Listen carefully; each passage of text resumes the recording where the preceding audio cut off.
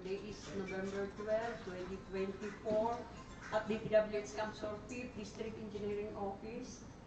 We are about to conduct the private conference for goods, that is 24 GFN 0017 and 0018. But before that, we have to say a short prayer. Kindly stand, everyone.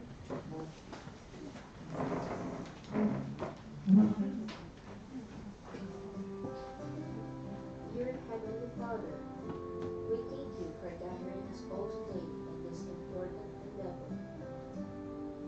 We ask that you bestow your guidance and blessing upon each attendee.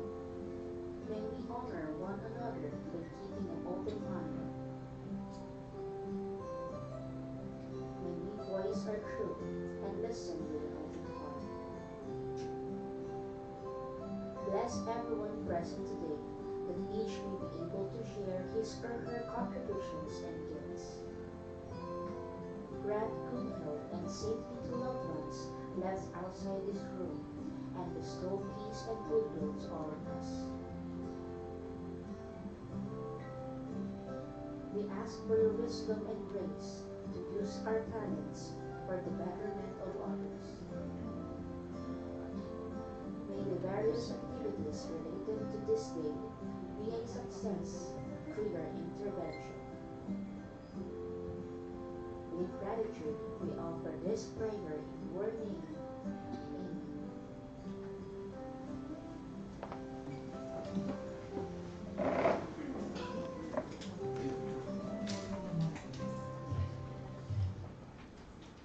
Amen. Let us check the attendance of the body.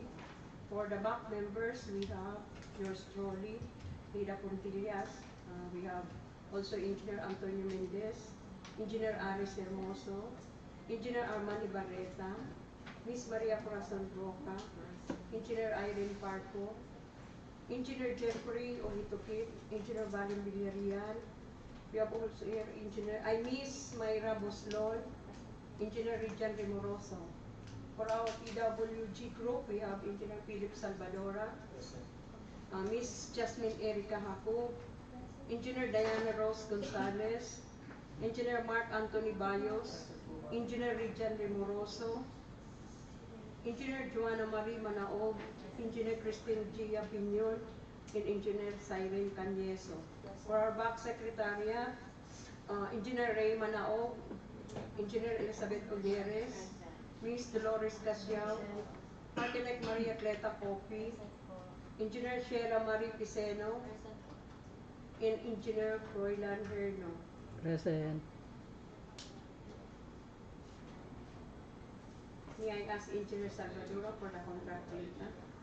Thank you, ma'am. These are the contact data of contract ID 24GFN 0017 and 24GFN 0018.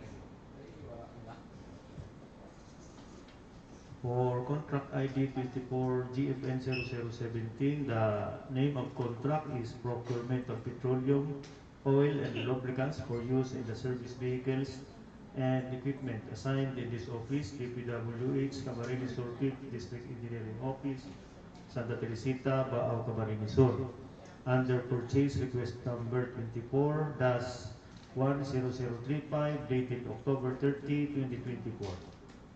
The Contract location is Santa Teresita, Bao, Camarines Sur. The approved budget for the contract is 3,730,800 pesos flat. The contract duration is 90 calendar days, and the cost of bidding documents is 5,000 pesos. Next contract ID is 24 GFN 0018.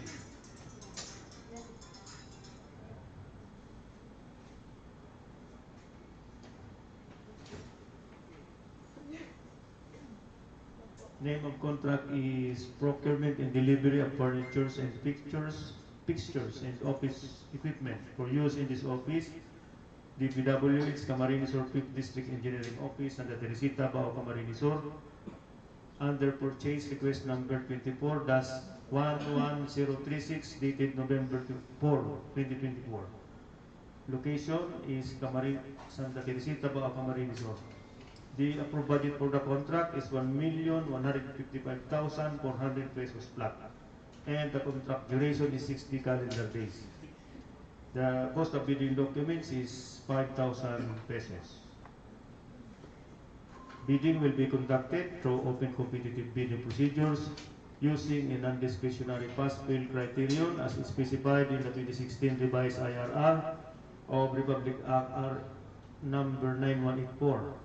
Bidding is restricted to Filipino citizens, sole proprietorships, partnerships, or organizations with at least 60% interest or outstanding capital stock belonging to citizens of the Philippines, and to citizens or organizations of a country, the laws or regulations of which grant similar rights or privileges to Filipino citizens pursuant to RA number 5183.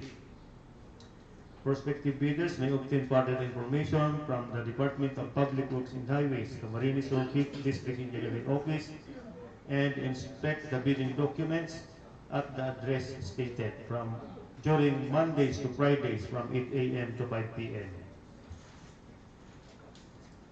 Bids must be duly received by the Back Secretariat through manual submission at the office address stated on or before 10 a.m. of November 25, 2024.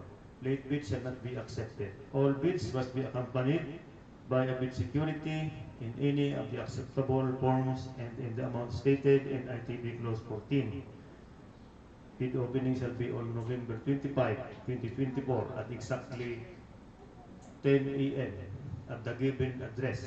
Bids will be opened in the presence of the bidders' representatives who choose to attend the activity. Thank you.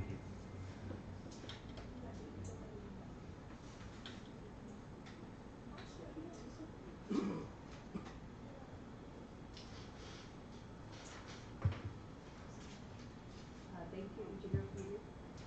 Let's proceed, please.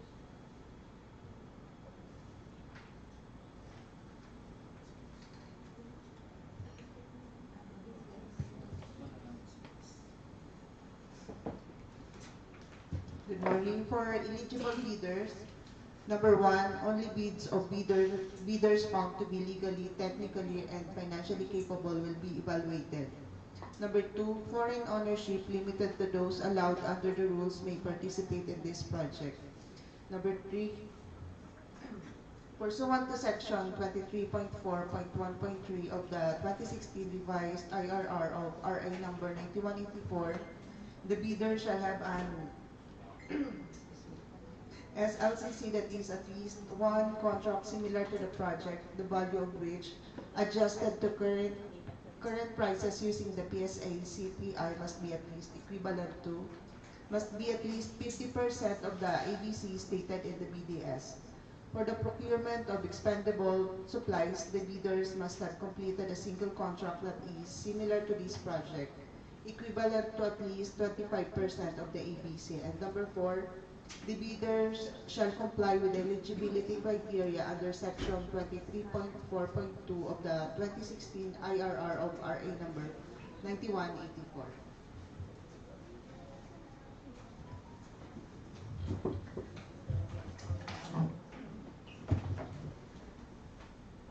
For documents to be submitted by the bidder, financial checklist. Number 1, original of duly signed and accomplished financial bid form And number 2, original of duly signed and accomplished price schedule.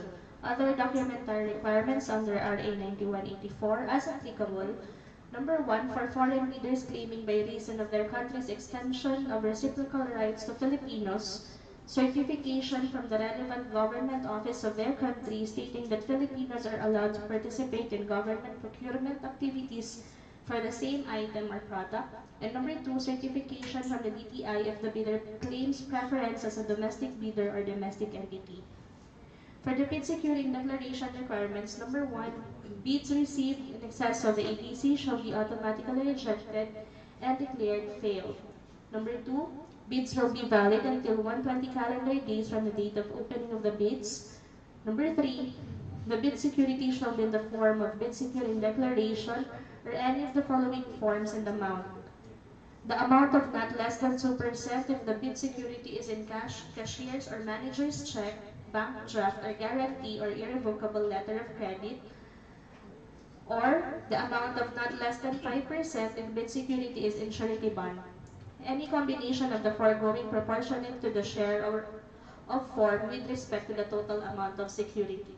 For the technical checklist, Engineer Joanna.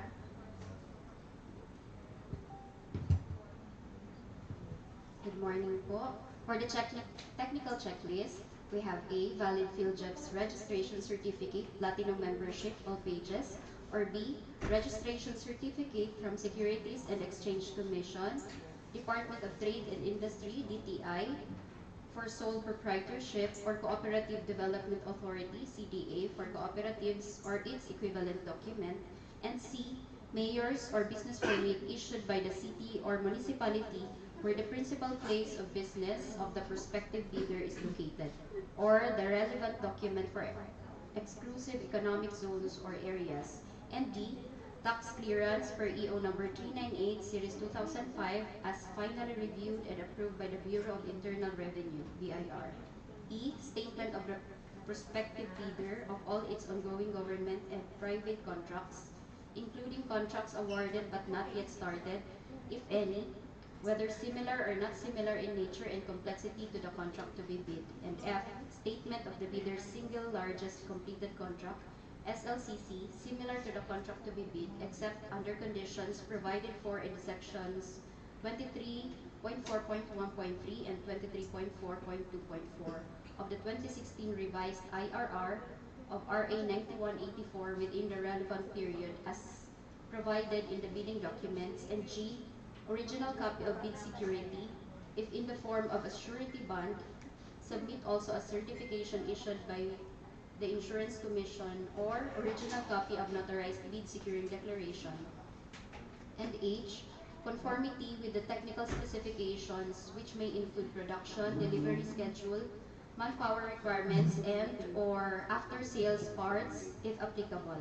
And I, original duly signed omnibus warrant statement, OSS, and if applicable, original notarized secretary's certificate in case of a corporation, partnership, or cooperative, or original special power of attorney of all members of the joint venture giving full power and authority to its officer to sign the OSS and do acts to represent the bidder.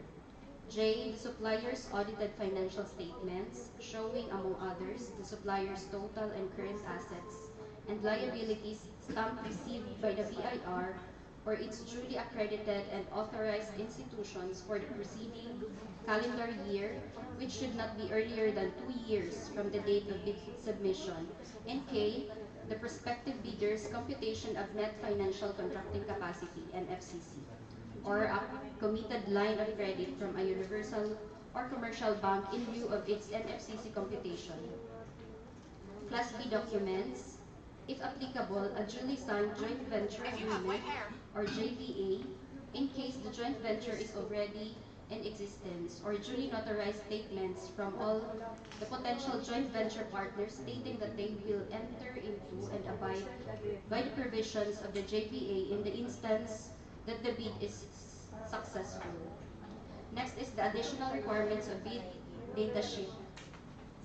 1. The bidder shall submit 1 original and 1 copy of the first technical and second financial components of its bid. Number 2. All pages must be numbered, paginated consecutively at top hand right margin. Each page, si- each page signed by bidder below page number and the total number of which must be indicated in the covering page and signed by the duly authorized representative. All sets of documents, financial and technical envelopes must be properly book bounded pursuant to DO number 90 series of 2002. Number 3, use checklist of the technical and financial envelopes here to attach in section 9 bidding forms and shall be included as first page of the book bounding of each envelopes with ear tagging labeled for each checklist. And number 4, the DPWH Camarines Sur 5th District Engineering Office, Santa Teresita Bao, Camarines Sur, reserves the right to reject any and all bids, declare the failure of bidding, or not award the contract without incurring any liability or obligation to the affected bidders. The next will be discussed by Engineer Mark. Criteria and procedure for opening and preliminary examination of bids, detailed evaluation and comparison of bids, post-qualification and signing of contract. Opening and preliminary examination of bids, the BAC shall open the bids in public at the time, on the date and at the place specified in the paragraph 9 of the IB. The bidders' representatives who are present shall sign a register evidencing their attendance. In case video conferencing, webcasting, or other similar technologies will be used, attendance of participants shall likewise be recorded by the BAC Secretariat. In case the bids cannot be opened as scheduled due to justifiable reasons, the rescheduling requirements under Section 29 of the 2016 revised IRR of RA number 9184 shall prevail. The preliminary examination of bids shall be governed by Section 30 of the 2016 revised IRR of RA 9184. Detailed evaluation and comparison of bids. The procuring entities BAC shall immediately conduct a detailed bid evaluation of all bids rated pass using non-discretionary pass or fail criteria. The BAC shall consider the conditions in the evaluation of bids under Section 32.2 of the 2016 revised IRR of RA number 9184. If the project allows partial bids, bidders may submit a proposal on any of the lots or items, and evaluation will be undertaken on a per lot or item basis, as the case may be. In this case, the bid security as required by the ITB Clause 14 shall be submitted for each lot or item separately. The description of the lots or items shall be indicated in Section 7, Technical Specifications. Although the ABCs of these lots or items are indicated in the BDS, for purposes of the NFCC computation pursuant to Section 23.4.2.6 of the 2016 revised IRR of RA 9184, the NFCC must be sufficient for the total of the ABCs for all the lots or items participated in the prospective bidder. The project shall be awarded as follows. One project having several items that shall be awarded as one contract, except for bidders submitting a committed line or credit from a universal or commercial bank in lieu of its NFCC computation. All bids must include the NFCC computation pursuant to Section 23.4.1.4 of the 2016 revised IRR of RA 9184, which must be sufficient for the total of ABCs for all the lots or items participated in the prospective bidder. For bidders submitting the committed line of credit, it must be at least equal to 10% of the ABCs for all the lots or items participated in the prospective bidder. For the additional requirements,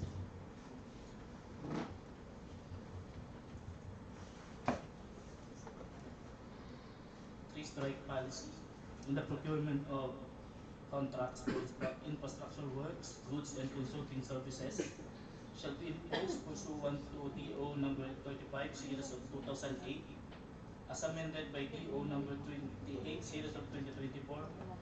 Bidders are reminded on different offenses and penalties provided following the revised IRR of RA 9184 and on the provision governing the imposition of administrative sanction for contractors who tend to defeat the purpose of competitive bidding, except for valid reasons pursuant to DO number 28 series of 2024. Classification of offenses that triggers the three-strike policy and exceptions. Number 1, withdrawal from the bidding process, submission of non-participation letter, or failure to submit a bid after purchasing the bid documents. Number 2, submission of late bids without valid reasons as determined by the BAC. Number 3, submission of patently insufficient bid. For post-qualification, within a non-extendable period of 5 calendar days from receipt by the bidder of the notice from the BAC that it submitted the lowest calculated bid include of framework agreement will be used, or in the case of multi-year framework agreement, that it is one of the eligible bidders who have submitted bids that are found to be technically and financially compliant. The bidder shall submit its latest income and business tax returns, filed and paid through the PIR electronic filing and payment system, and other appropriate licenses and permit required by law and stated in the BDS. Signing of the contract, the documents required in section 27.2 of the 2016 revised IRR of RA 9184 shall form part of the contract. Additional contract documents are indicated in the BDS. That's all po. Thank you. Is there any suggestion or additional requirements from the end users? None? How about the others? Do you have any comments, suggestions, or whatever? Wala na po. There being none, this pre-bid conference is adjourned. Thank you very much for your presence. Have a